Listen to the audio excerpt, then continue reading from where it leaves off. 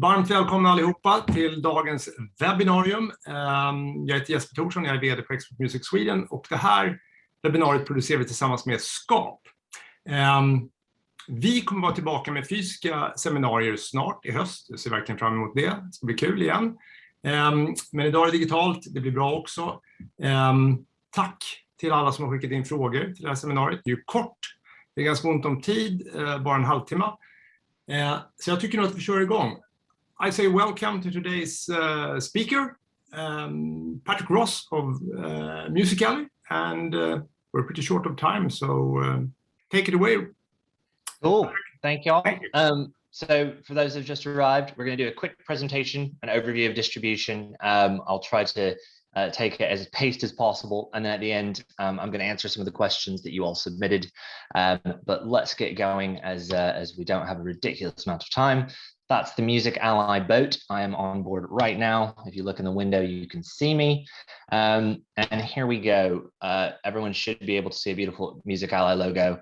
If anything goes wrong, just interrupt me, stop me, so I'm not speaking on mute or speaking into a void. But yes, of course, today brought to you by Musical.ly. And what we're going to look at is music distribution, specifically digital distribution, and as we like to phrase it, picking a partner. So we find a distributor is very much a partner of yours, representing your music to all DSPs, to Spotify, to Apple, to whoever your preferred streaming service may be, but a distributor is your way in. So on the agenda for today, we're going to first do a little bit of introduction with some digital distribution background. I'll give you a quick overview of the types of distributors. I'm not going to go too deep into that because there's lots of resources, as I'll show you out there, that you can go and look at who distributes. Quickly talk on the process for those that just what you need to do to actually distribute. And then hopefully help you look at some key considerations. As I've said before, I'm not going to tell you what distributor to go with. That is not what today is about.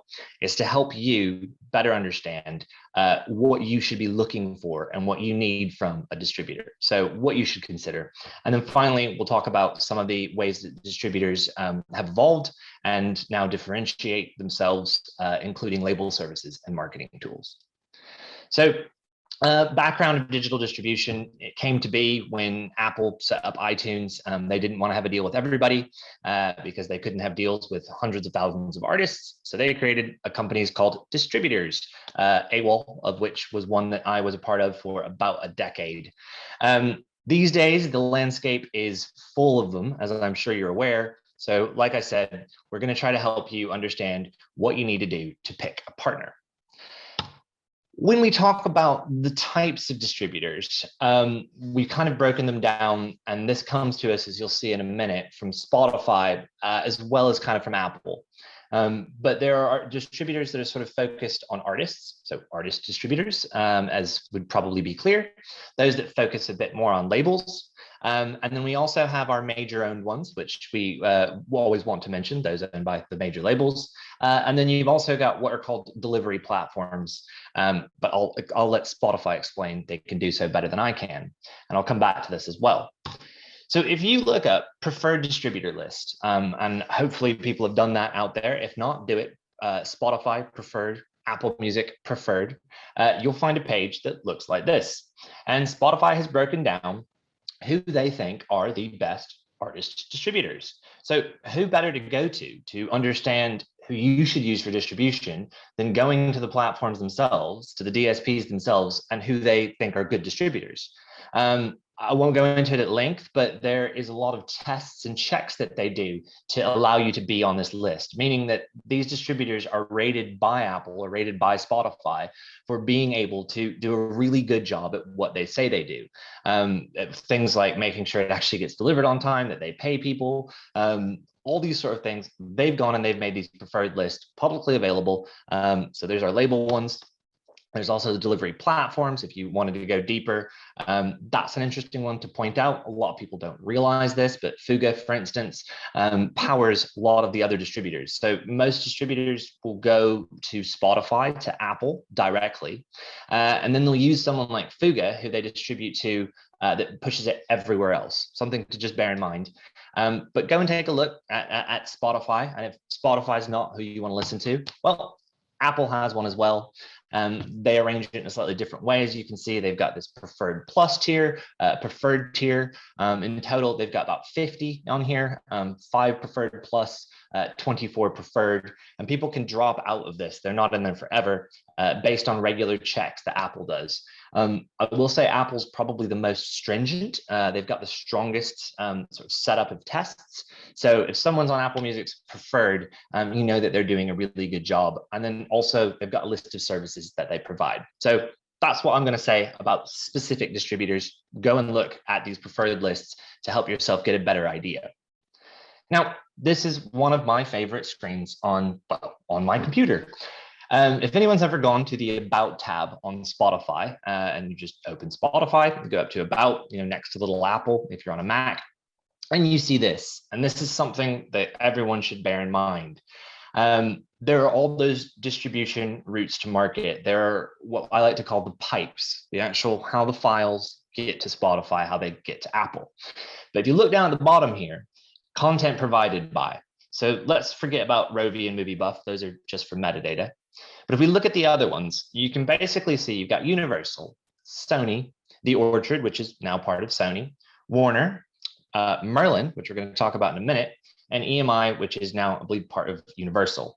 So the only way, and this is the deals, as in what rate you get, how you get paid on streaming, the only deals that exist are those. So if you're getting clear on this, you're either going through one of these major distribution systems, and you can see these major owned distributors as well, or you're going through Merlin. Won't spend a whole lot of time. Hopefully you've heard of Merlin before, but Merlin is basically the global rights licensing agency. And what they do is represent all the independent labels and distributors. So if you don't go through a major system, you're going through Merlin. They actually represent 15% market share. So the entire independent sector is 15% market share by value. And why Merlin exists is they negotiate on behalf of all of the independent labels. So if you can imagine let's picture a table. You've got Sony sitting in one corner, you've got Warner sitting in another one, and you've got Universal sitting in another, and they're all negotiating their rates. Well, Merlin would be the other one at that table representing the entire independent industry. Something to bear in mind when we think about how distribution works and whose actual deal you're going under. Basically, Merlin is the independent's friend. They are negotiating for higher rates, ideally to be in line with those of the majors. This includes all sorts, so CD Baby, Beggars, Fuga, PS, Ninja Tune. If they're not affiliated with a major label, then they go through Merlin.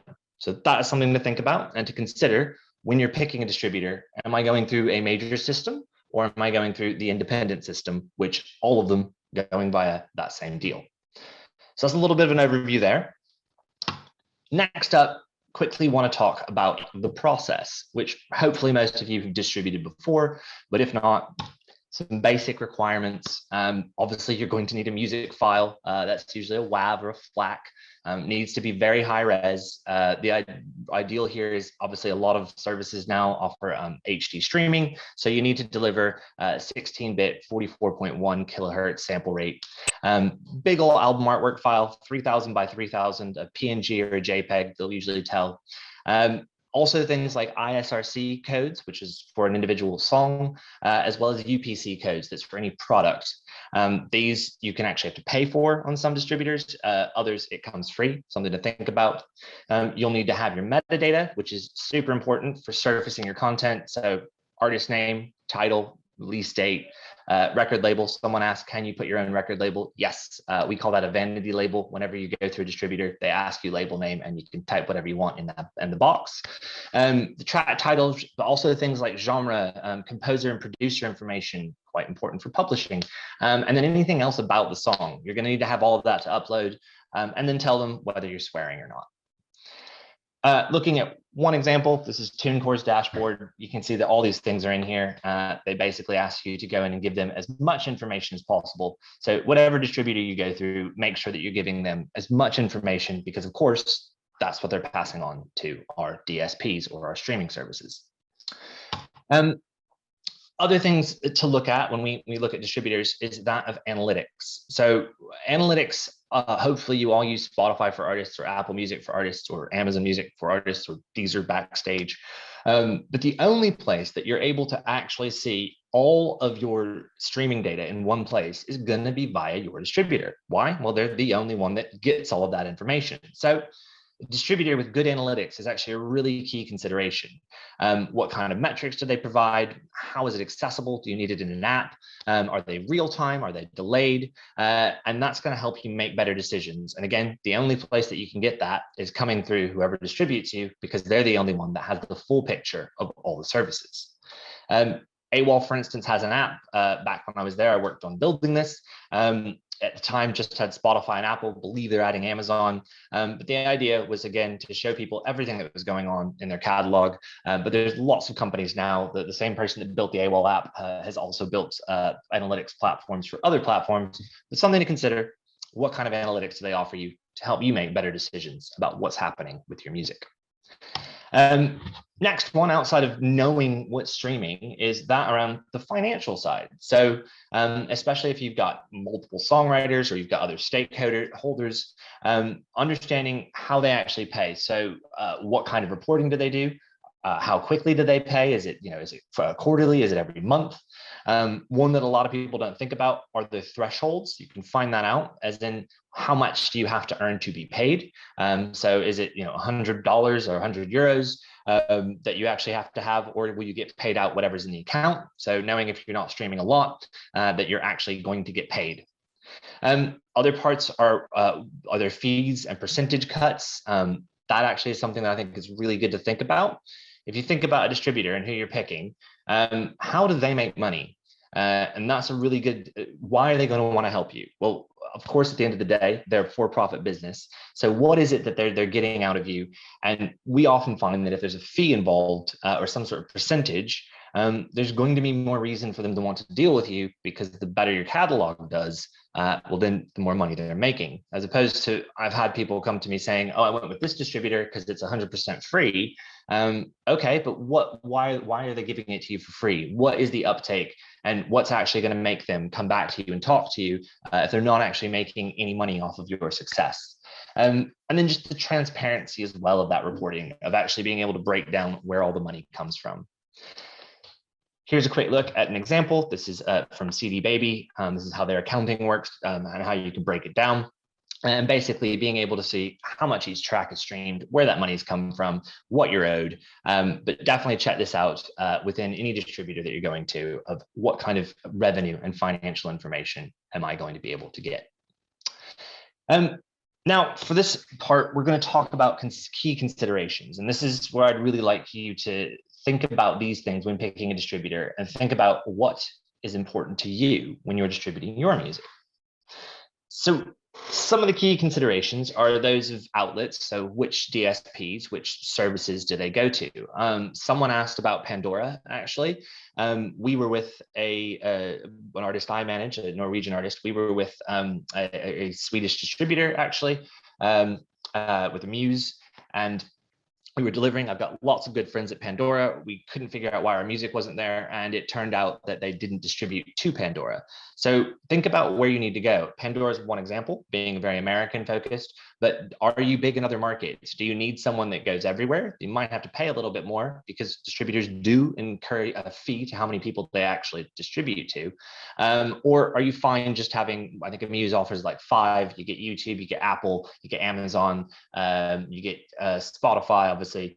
It's kind of the key ones. If that's the only place you need to be, then fine, go with that. Again, what kind of accounting do they do? So do they actually account with royalties? Are they taking a cut? And can you actually see who needs to be paid what? People like DistroKid, for instance, allow you to split its source, so that actually the different rights holders of the recording get paid without you having to just get a lump sum and deal with that. So if you're a label, for instance, or you're working with a bunch of bandmates, maybe that's important to you to make sure that one person isn't getting all the money and responsible to account to everybody else. Analytics, touched on that one. Additional tools and services, we'll check those out at the end. Human support. So biggest question when somebody says, I'm going through a distributor, I go, great, who do you speak to? And oftentimes people go, what do you mean? Well, I signed up on the website. And human support is key. So if you can actually get human support, people to shout about you within the company, somebody you can actually get to pick up the phone or answer an email, that is probably going to be one of the most important things that you can do. Now, distributors, they work with lots and lots of clients. You probably have to have a certain level for them to want to be able to deal with you. But if you can get to that point where there's actually someone you can speak to if something goes wrong, or if you need to demand more attention, human support is going to be really, really important. It's not all just technology. There's a whole lot of people working in this industry, working within distribution companies. And if you can actually get someone that cares about your project, well, you're going to be in a good place. Other things to think about, whether or not you need them, is there pre-order and pre-save availability? Do they have that built in? Do they offer a tool? Like CD Baby, for instance, offers show.co that allows you to do pre-saves. If YouTube, which should be important to everyone, do they do YouTube monetization and content ID? So are they going to be checking your songs against YouTube uploads? Is there a publishing administration partner? So is there someone working with that distributor that can help collect your publishing as well? Like for instance, CD Baby, who's owned by the sort of Song Trust Downtown, they use Song Trust for their CD Baby Pro, and they will actually go and collect on the publishing for you. So thinking about that, if you're unpublished especially, do you have a publishing admin partner? And then cover licenses. Not all distributors do covers or allow you to release covers. So checking if you are going to be doing covers, can you easily get a license from that distributor? Next thing to think about is that around fees. So how do they make their money? Again, think about this. Is it on commission? Is it on a one-off sign-up fee? Is there a fee for distributing to different outlets? Is it a recurring fee that comes in every year? And just be aware of how they make their money and how you can fit into that business model with what you're doing. And then also charging for additional things. TuneCore does a lot of this where you can get basic distribution, but you've got to pay for all sorts of extras. And also things like ISRC codes, UPC codes. Do you have to pay for those on top, or are they included? Again, not going to go super exhaustive into all that. Preferred partners that I showed you before, Spotify preferred, Apple Music preferred, look those up, and that will give you a better understanding. One last little section. And then we will do some Q&A for our last 10 minutes or so. Is that around what these distributors are doing to differentiate themselves? Two of the big areas that we've seen are label services and marketing tools. And let me talk about those. So label services are exactly what they sound like. They're the services that are traditionally provided by a label. In the old days, labels basically did three things. They paid for recordings because recordings were expensive. You had to go to a recording studio. Recording wasn't what it was. They did distribution, which obviously now we have distributors that have taken that part off of labels. So what's the missing thing? Well, it's label services. And we'll talk about what they are, but these are often offered by your more full service distributors. The idea is that they have their own services they can provide you outside of just putting your music on the platform, which anyone can do, but do they actually have the ability to go in deeper with you if you need these services? Often these will go on a percentage. So I know with people like The Orchard, you can get up to a 30, 40, or 50% distribution rate, but you're getting something for that. You're getting an actual team working on it. And what does that entail? Well, things like online marketing, advertising, playlist, blog, and radio pitching, playlist pitching being very important. We'll talk about that one again. A&R, actually helping you develop as an artist. And a big one is financial advances, of actually giving people money based on what they're doing, which is, it could be very powerful because obviously we need money to help market these things. So which of these services traditionally provided by a label could you actually get from a distributor? Next up, and we're almost done and I'll take questions, marketing tools. So this is more scalable. Like I said, there's a lot of companies that offer pre-saves, smart links. Do they help with social media? Do they give you marketing recommendations? And are there tools to advertise and make your life easy by giving you access to tools that would otherwise cost you money, but as part of your distribution agreement, they help you market and they help you do better by getting more streams and getting more reach. And last, but certainly not least, is playlist pitching. Everybody wants to be on playlists. Well, distributors really should be the way to get you properly pitched to the digital service providers. But what you need to think about there is, first of all, localization and decentralization. What I mean by that is, do they actually have people on the ground? Is there actually someone speaking to the regional office that actually might even see them for lunch and is talking to them and having conversations? Because at the end of the day, there's humans talking. And do you actually know that this is a company that is going to be working in your territory, as opposed to using a distributor that's got one office in one territory? And sure, they can try to pitch globally from there. But if you have specific territories you want to be big in, well, they should have a presence. So a global network is really important. That said, guaranteed pitching can be hard to come by, but the two very important things, having a human relationship and actually having someone that you can speak to that can ensure that you're getting pitched. Lots of companies will say they do, but the amount of artists they can actually pitch is not that big. There's more and more artists coming through. So working with somebody who can actually champion you, because at the end of the day, a distributor is not just there to put your music onto a service. It is, that's their main function. But it's really to represent you to, in these days, what we would have called retail in the old days, to all of the DSPs, and actually represent your catalog and push for it to be playlisted and push for it to be recognized. So that was a very quick run through. Let's go into some questions. I'm gonna stop my share there. Bring myself back up. Cool. So I'm going to go with the questions that were sent over. Let me just see where that went. Hold on. I had, okay, there we go. Got it. Okay. So some of the questions. There was entering your own label name. I think I answered that. This distributor is charged to take down your music. Generally not. Takedowns are very much a thing, depending on what the deal is. But you should look at that before distributing, not just what are the costs to get in, but what will your costs be out. But all of them tend to be quite transparent, and make sure you know that before you go in. Most of them don't charge to have a takedown.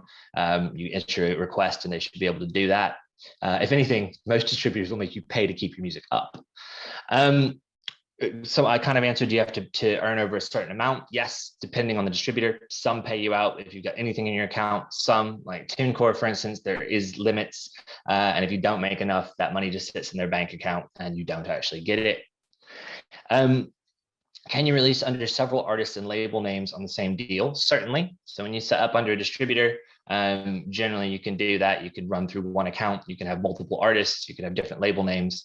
Label name is literally just something you put in the metadata. We call it a vanity label because all it is a name that shows up on Spotify or on Apple. Generally, no, you can't swap an audio file that is already out.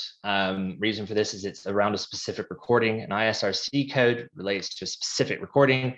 So if it's a different version, it is a different recording.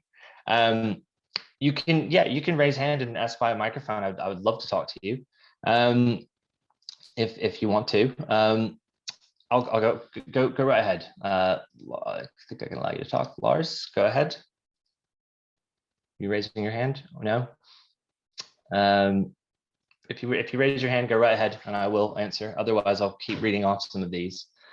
Pandora, you should be able to distribute to them, like I was saying before, through any distributor that does. And then what you need to access from here, well, you can access Pandora via VPN, but if you're not that technical, just go to Pandora AMP, which I believe should be accessible globally. Actually, the actual Pandora website isn't, but my friends at Pandora have told me they've fixed that, and it's Pandora AMP. There's a whole website for it, and that should be accessible, and that's where you get access to a lot of tools. Let's see. If you use Aggregator X for release and are dissatisfied, what do the deals look like? Do they run out? Deals are completely different. Like AWOL is 30-day rolling contract. A lot of them are non-exclusive and will allow you to go away. Big thing, especially going into distribution, as you build a catalog, is to make sure that you have the rights to that catalog. Reason for it being, say I've been going through TuneCore for 3 years with an artist, and I've now got a catalog of, I don't know, 10 singles, 3 EPs. If I want to go to somebody that's maybe a little bit more professional, If I come to them and go, look, I've got this new one song, and if anyone's earned money off of one song, it's quite hard to make a lot of money off one song. But if I come and go, look, I've got this new one, all my marketing is around this, I've got this tour, and I have this back catalog that I could move with me, that's when you're going to get more, you're going to attract them more, because now they can go, that one song is going to spike, and we can also get all that back catalog revenue, and it makes you much more attractive than trying to go in and going, I've got one single, it's great. At the end of the day, they have to pay to get it delivered.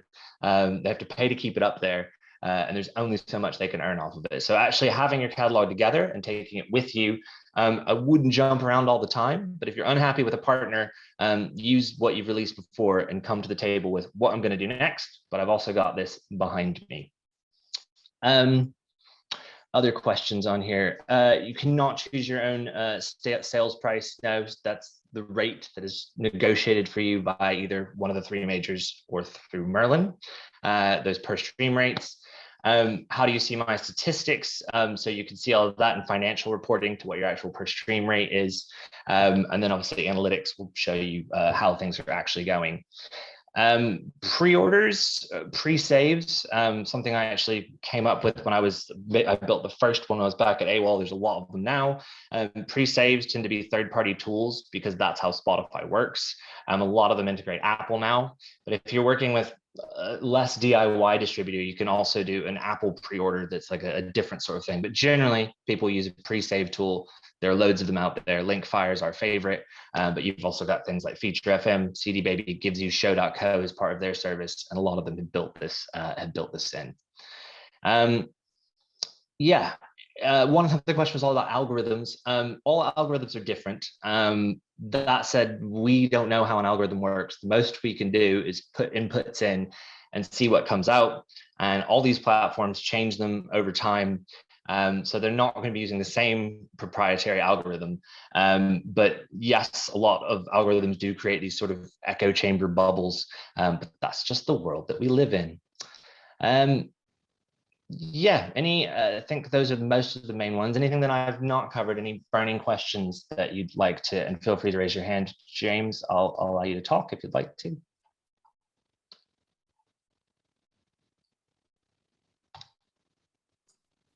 I think you're on mute, James. Mute. Oh, maybe Hi. You can hear me now. Yes. I can hear you, yeah. I did send you a question concerning information about tax withholding from the U.S., from the non-U.S. residents. Have you any information about that?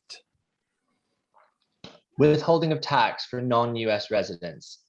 Yeah. I do know that if you work with a U.S. distributor, you will have to, you shouldn't need it. You may have to distribute something. I think as long as you show them that you're non-US, then the tax should come back to you, but your distributor should be able to set that up. I mean, do you have a specific example? Nope, that's... I did send you a document from the DistroKid that explained it. Okay, I have not exactly seen this, but for some of the US distributors, I know that you have to basically prove that you're not a US resident, and you should be able to opt out from that tax. I don't know. I've not really worked with distributors overly, so I can't comment there specifically. 1 minute, guys. We're not even that. We are on time, so I'm not sure. Comment on other territories, Pandora-like problems for Europeans. You can distribute to Pandora globally. You just can't access it to listen. So yeah. Okay, if it's all right, I'll let Sammy ask me one last question, and then I think we've got to get out of here. Yeah. Hi guys, can you hear me? Yeah. Great. Let's see if I can ask you this. Maybe I missed in the beginning. Like I've heard of these different aggregators, like SpinUp, and there was this the Orchard and the Cobalt Music. Do you have any thoughts on those? Which one is better, or maybe that's a longer question? I don't know. SpinUp is Universal. Was it the Orchard is Sony, and you were talking about AWOL is now soon to be Sony. So those are owned by major labels. And I would go and Cobalt Music. I also heard about. They no longer own AWOL. They sold it to Sony like a few months ago. Okay, cool. And then you guys are recording this, right? Yes. Can we watch this? Can we watch this later? Somewhere. You don't know. Maybe, yeah. Yes, keep track on our newsletter and Expert Music Sweden site. Thanks. So, guys. Thanks. Thank you so much, Patrick. It was a roller coaster ride, quick, fast, good. Yeah. But go do your research. Spotify preferred, Apple Music preferred. Look at what the DSPs think about the distributors, humans, and playlist pitching. Thank you so much, and thanks everybody for watching. And we'll be back physical also soon, and digital. Yeah. Have a nice afternoon, everybody. Cheers, everybody. Again, thanks, Patrick.